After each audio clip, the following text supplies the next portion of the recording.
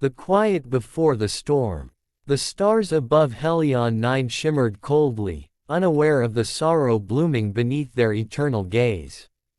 In the outskirts of the Galactic Empire's capital system, nestled among rust-colored canyons and wind-blasted plains, lived a woman named Alara, a name rarely spoken, a face barely remembered by those in power.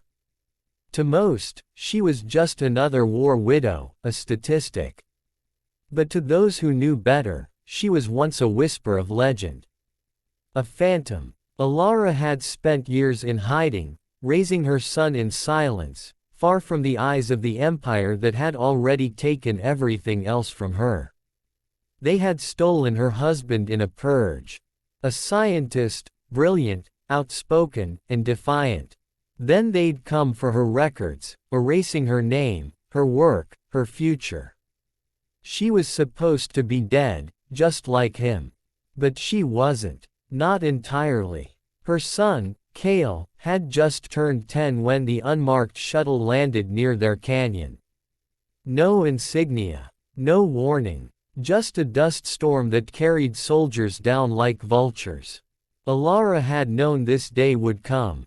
She had trained her son in quiet strength, how to read silence like a language, how to listen for danger in the absence of sound. But no amount of training could shield her from the sharp pain of watching them drag Kale away. She didn't scream. She didn't beg. She only watched, her lips tight, her body still. Silence was her last defense. The soldiers laughed, mistaking her quiet for defeat. But inside Alara's heart, something ancient stirred. Not revenge. Not rage. Something colder. Something final. That night, the skies wept embers as she activated a beacon buried for years, a beacon known only to the lost remnants of the Obsidian Accord. It was a call no one had dared to make since the fall of the Resistance. A final plea. A declaration. She didn't expect them to answer. But they did. Within hours, the stars above Helion 9 shifted, and the Empire would soon learn that a mother's silence was never surrender. It was the calm before annihilation. Echoes of the Obsidian. The transmission burned through encrypted space, a ghost signal trailing behind ancient protocols, long thought extinct. Somewhere in the debris-laced borderlands of the outer sectors, it was heard. The Obsidian Accord had not truly died, just fractured, scattered like stardust in the wake of the Empire's brutal cleansing campaigns. But Alara's call was not forgotten. There were still those who remembered the woman with eyes like dying suns, who had once silenced an entire tribunal with a single line of code. She had vanished before the fall, but her legend had remained. Now she had returned. Far from Helion 9, aboard a cloaked vessel buried deep in an asteroid field, an old warrior stirred. He went by many names, but today he was only Corin. He read the transmission once. Then again. A single phrase had been embedded in the signal, "The silence has broken." It was enough. Corin stood from the war table, every scar on his body tightening with the memory of old battles. "Prepare the Phantom Fleet," he said to the darkness. The crew didn't question. Orders passed through whispers, machines came to life, and buried weapons hummed with readiness. The Accord hadn't seen war in years, but it had never forgotten how. Back on Helion 9, Alara descended into the canyon's lowest vaults. Dust choked the ancient stairwells as lights flickered to life. Behind layers of stone and secrecy, she revealed what the Empire never found, the archive. Not just data, weapons, blueprints. Truths that could shatter the Empire's lies. And more importantly, her plan. She didn't know where they had taken Kale. But she knew how they worked. The child of a known rebel would be sent to one of the Empire's mind-breaking academies. They would try to mold him, erase her from him, bury her in doctrine and discipline. They didn't understand. Alara had not raised a slave. She had raised a storm. But before she could save him, she had to become something else. Not a mother. Not a fugitive. A shadow. A weapon. A reckoning. As she retrieved a dormant AI core from its stasis chamber, it flickered and blinked. Designation. It asked in a cold, metallic voice. Alara's lips moved for the first time in days. Codename. Silence. The Empire thought it killed her once. Now, it would learn. The dead do not scream. They whisper. And they burn. The silence moves. The obsidian vessel glided through the void like a phantom, its stealth systems masking it from even the Empire's most advanced detection arrays. Corrin stood at the command deck, staring into the black beyond, knowing well what they were about to awaken. Alara's alive, he muttered to himself, a mixture of awe and grim understanding in his voice. She had once been the heart of their network.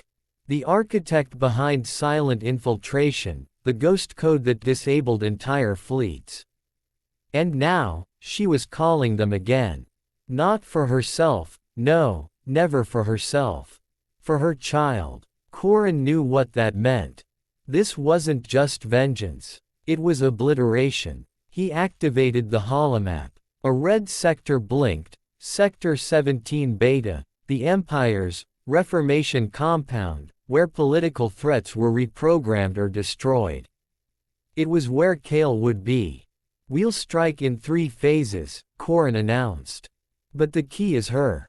If Alara is truly ready, we won't just break in, we'll make the Empire bleed in front of its gods. On Helion 9, Alara stood before a wall of old armor and tools, each forged for another time. She chose the suit made of memory-plated weave, custom fit to her body before the war. Its silver-black mesh shimmered like still water, silent, deadly, beautiful. She slid it on with ritual care. With every plate, every strap, she felt her old self return, not the scientist, not the mother. The one who whispered death into starships. Kale's voice echoed in her mind, full of laughter. His small hands. His questions. His dreams. They had taken all of that. And so, she would take everything from them. She loaded the archive core into a portable neural socket and mounted it to her spine. As it linked with her nervous system, the ghostly AI she had named Virex stirred again. "Welcome back, Silence," it said. "Target acquisition initiated. Plot a path," she said. "No trails. No mercy." Affirmative. Estimated time to first strike, 28 hours. She climbed into her battered ship, the Wraith Ember, a relic from her past, long buried and now reborn. As it rose from the canyon, its engines cloaked in shadow fields, she stared at the burning stars and whispered, "Kale, I'm coming." Behind her, Helion 9 vanished into silence once more. Ahead, the Empire stirred, unaware that its end had already begun. Not with a battle, not with a scream, but with the whisper of a mother who had nothing left to lose. Ashes of Reformation. The Reformation compound loomed like a wound in the black, gray spires stabbing upward from the ash-covered world of Varela. Around it orbited a defensive grid of drones, anti-ship cannons, and a single dreadnought bearing the emblem of the Galactic Empire, a bleeding star. Inside the compound, children trained in silence. No names. No questions. No memories. Kale sat cross-legged in a concrete chamber, his hands resting on his knees, his eyes closed, but his mind far from still. Every day, the instructors tried to break him. They stripped away sound, light, touch. They fed him doctrines and pain. But something in him remained untouched. Unspoken. Something she had planted. "Never scream," he remembered her whispering once, holding his hand beneath the canyon stars. The galaxy listens to silence. And so he gave them nothing. The instructors called him Subject 77. He didn't answer. They tried harsher methods. Still, he said nothing. They didn't understand. He was waiting. In the cold shadows beyond the defense grid, Alara's ship drifted in silence. Cloaked, undetectable, it moved like a memory. Virex's voice echoed inside her helmet. Mapping complete. Weakness located, Northwest Security Junction. 1 meter blind spot between sweep cycles. Send it to Corin, she replied. And trigger the obsidian spread. Confirmed. Coordinating with allied vessels. Across the outer rim, dozens of encrypted files unfurled like fire through data streams. Evidence of the Empire's tortures, stolen children, false trials.